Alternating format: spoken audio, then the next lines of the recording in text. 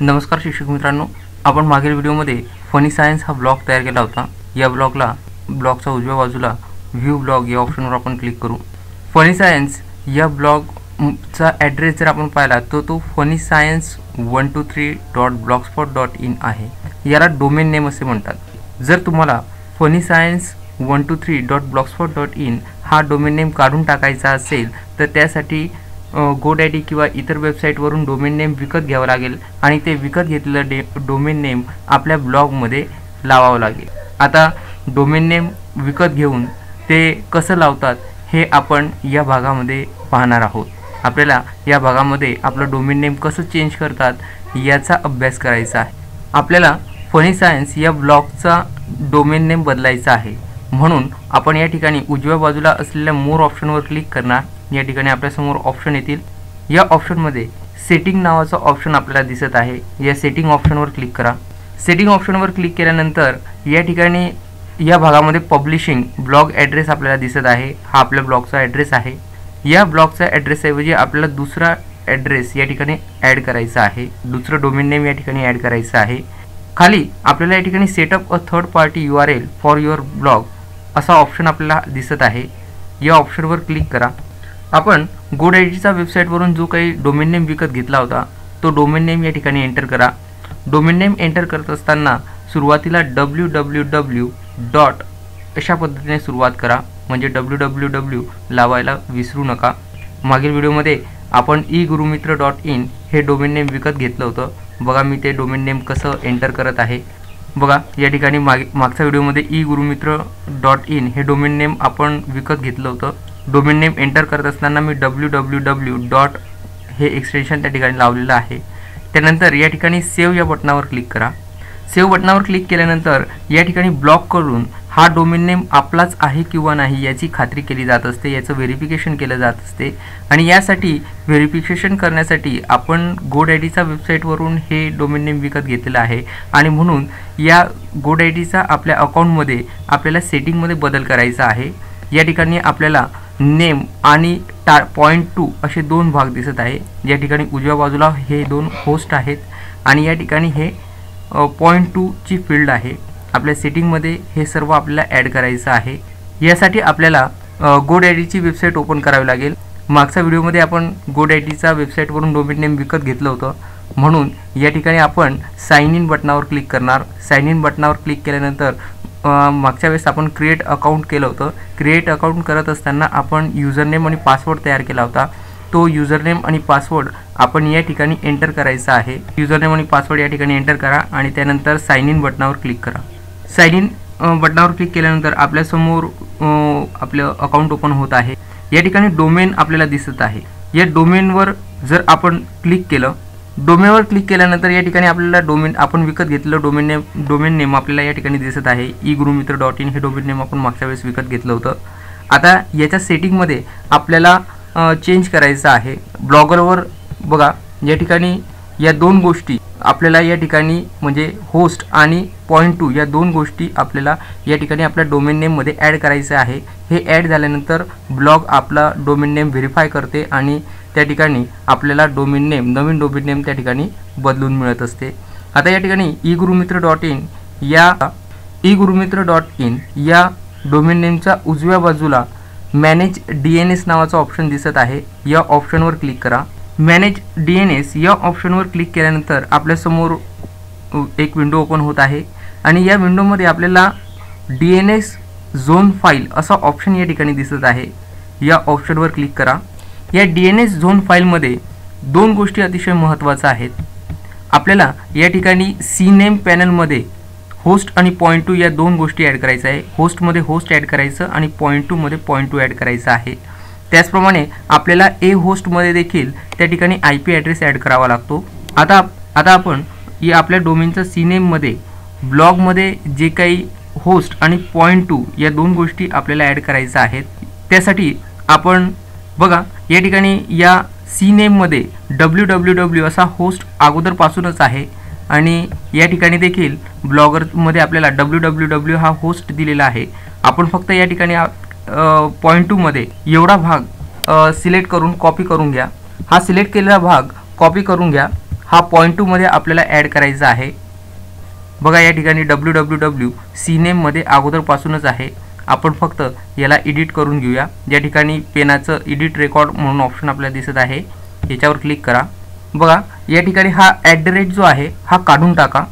या ठिकाणी अगोदर जो होस्टमध्ये www असं टाईप झालेलं आहे, त्यानंतर .2 मध्ये आपण या ठिकाणी एवढा भाग आपल्याला त्या ठिकाणी .2 मध्ये ॲड करायचा आहे, तो कॉपी करून घ्या आणि या ठिकाणी GoDaddyचा या एडिट झोनमध्ये पेस्ट करा आणि त्यानंतर या ठिकाणी फिनिश या बटनावर क्लिक करा।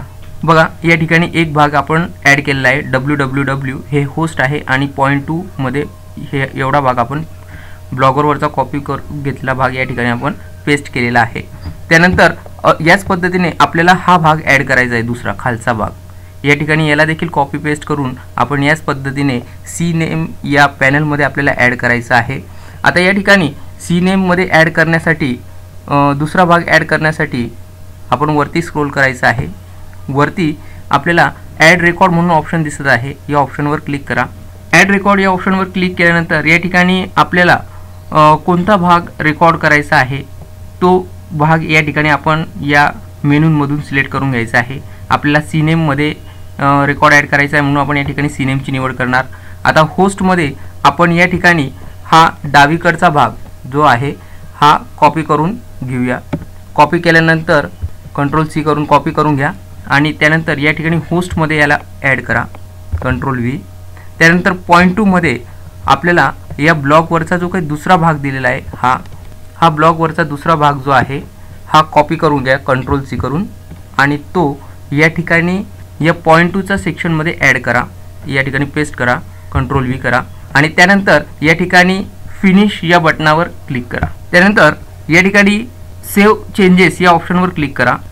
आपल्या ब्लॉगवरच्या या दोघंही गोष्टी होस्ट आणि .2 या दोन गोष्टी ॲड केल्यानंतर आपला डोमेन नेम व्हेरीफाय होण्यासाठी 24 तासांचा कालावधी लागत असतो। 24 तासानंतर आपला डोमेन नेम चेंज होत असतो।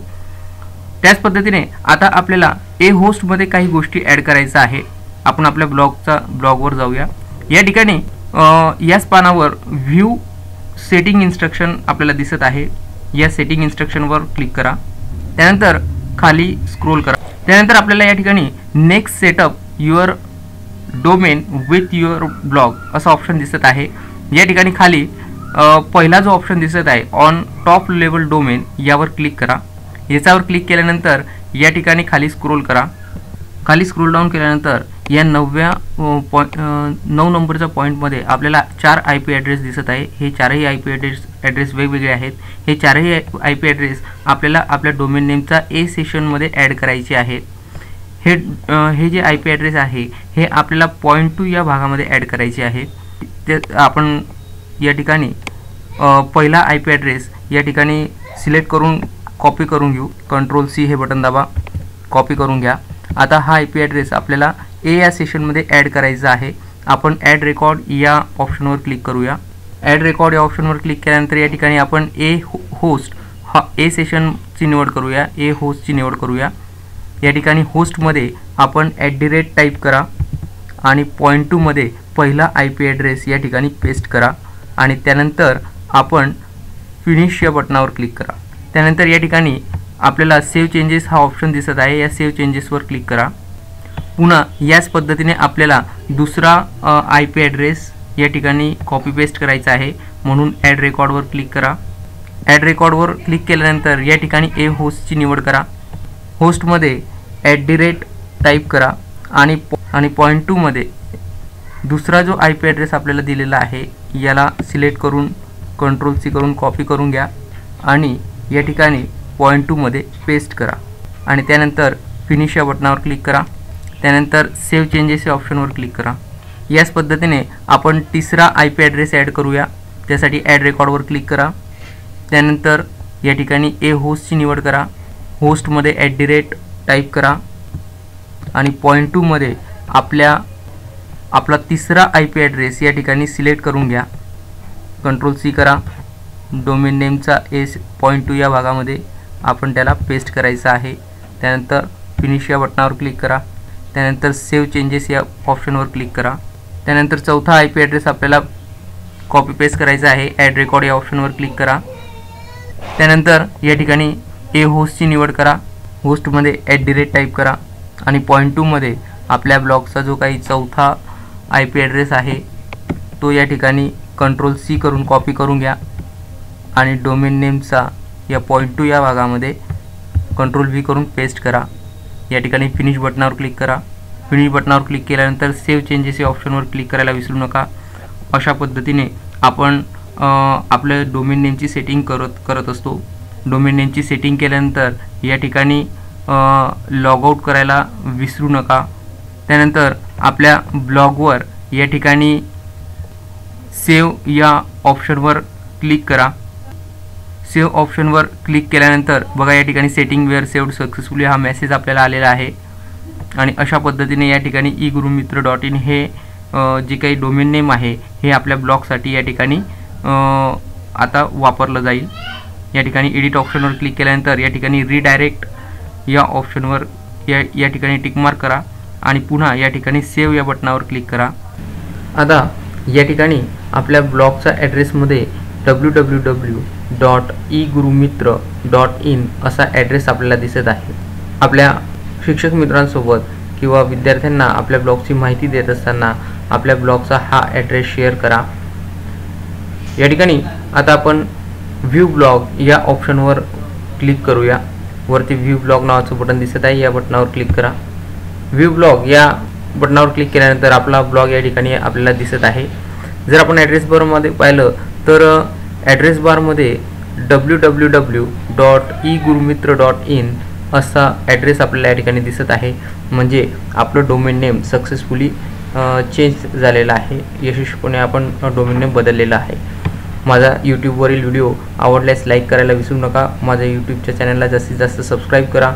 माझा व्हिडिओ आवडल्यास व्हॉट्सॲपवर प्रतिक्रिया द्यायला विसरू नका. माझा व्हिडिओ पाहिल्याबद्दल धन्यवाद.